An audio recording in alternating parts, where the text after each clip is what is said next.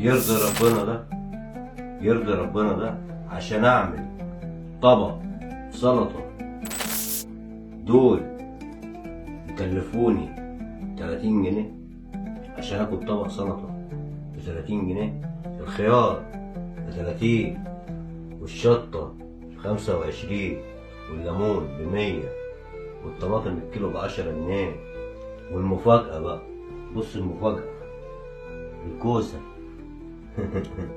الكوسة اللي ايوه زي ما انت هتقول بالظبط، الكوسة ب30 جنيه. ليه؟ كوسة آلة شيخ ولا ايه؟ عايزين نفهم. يعني ايه؟ يعني فلفل ب17 جنيه ازاي يعني؟ ازاي؟ ازاي؟ ازاي لما اجيب كيسة زي دي كده؟ بص حضراتكم، لما اجيب كيسة زي دي كده وادفع فيها 150 جنيه، عليه العوض ومنه العوض اقسم بالله.